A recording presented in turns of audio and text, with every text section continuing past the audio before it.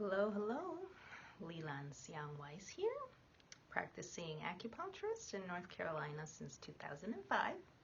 And this is another video on solving your own skin rash issues using Chinese medicine. And in this video, I'm going to talk about the connection of stress and the nervous system and how that plays out in Chinese medicine.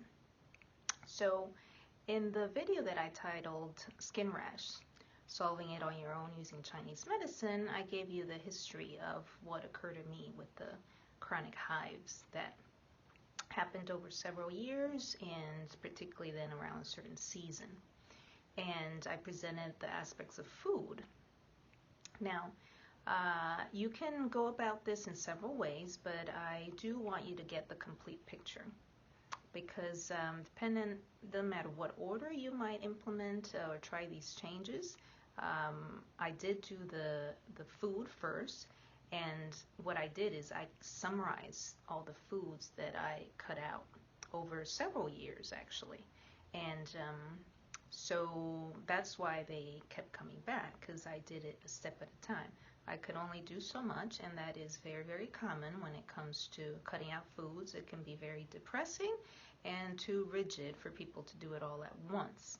So I encourage you to give yourself basically patience to implement changes. Now, just the word patience, right, creates maybe an emotional response for you, and leading me into the topic of the emotions and the nervous system.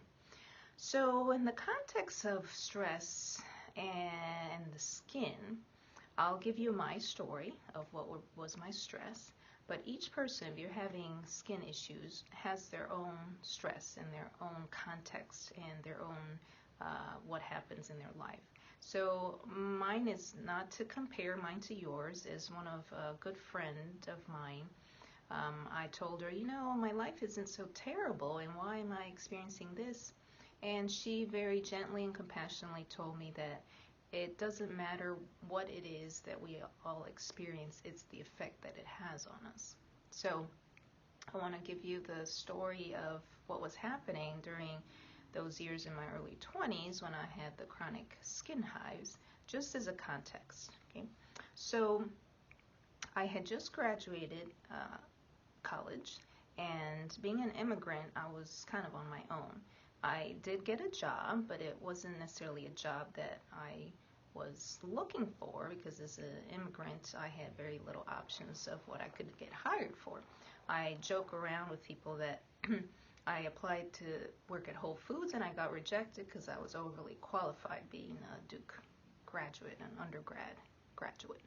So it was kind of depressing that way, and I didn't really have anywhere else to go as far as, moving somewhere for work, so I stayed in Durham, and I did have a job. Now,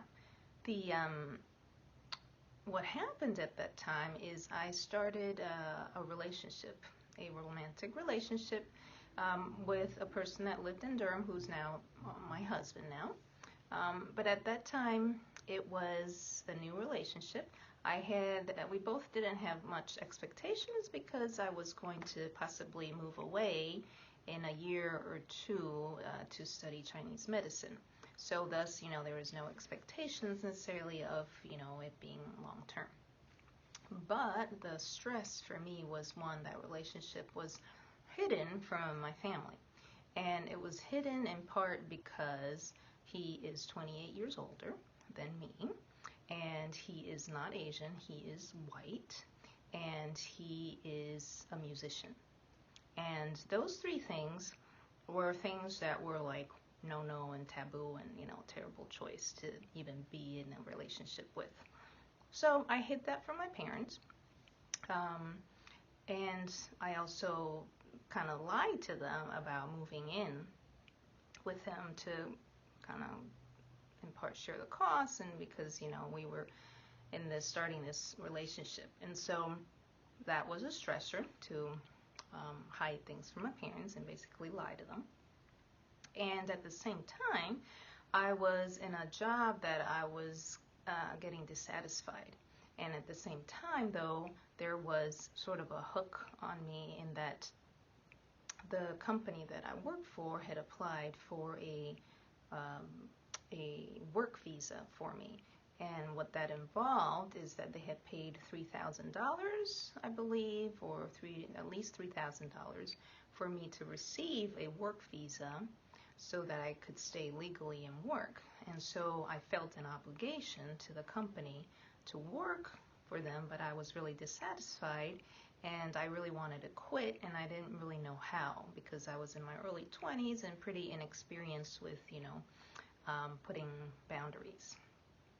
And so those things, two things coupled, I knew I had stress, and but I didn't know how to solve. I didn't know how to solve at that age. And what it manifested as was the skin rash. And I can't remember if at the time I knew that. I think I knew that just because I was aware of Chinese medicine principles of how, the physical presentations are related to the emotions and to the mental.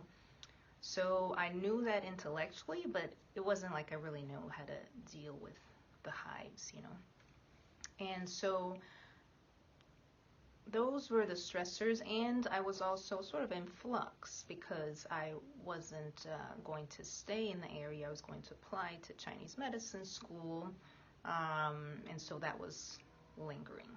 Okay.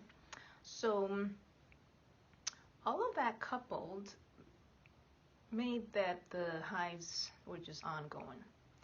They were, like I mentioned, first during the day, and then they turned into night, and I wake up at a certain time. It was actually liver time in Chinese medicine between 1 and 3 a.m. that I'd wake up, I'd be covered in hives. I was really hot, I was itchy. I'd go stand in front of open the refrigerator for the coolness, and I would put the aloe vera gel on just kind of as a band-aid, and that helped some.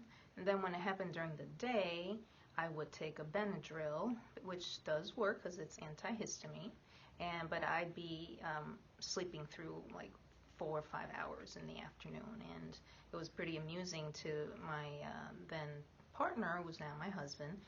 He even took pictures of me where I was totally zonked out. You know how it is when you take Benadryl. So, but sleeping through that stress, sleeping through the inflammatory process, that's the body's way of dealing with it, is the rest. But of course I knew that that wasn't going to work in the long run.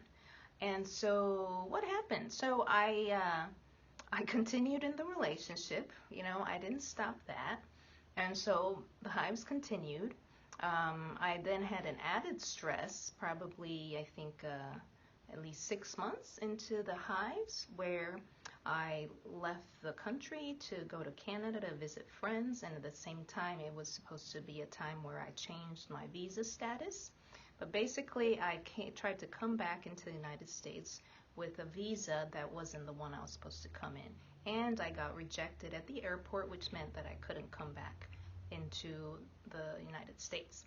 And I was crying at the airport, and I thought I had prepared to know what to say, to just come back in, because really I was just coming back in to prepare to go to Chinese medicine school. And basically, I got kicked out of the country, and my husband had to drive up to Canada, where I was at, with just one suitcase, and a sort of an agreement of we could maybe see other people, but let's not be attached, to see how it goes, because who knows what would happen. But I had to stay out of the country for 6 months, and I'm going to leave that next section of what I added to and what I did during those 6 months where I was in Nicaragua back with my family, my parents. That's where I had a home at the time. And the next sort of step of how I got to really shift the pattern of my chronic itchy hives.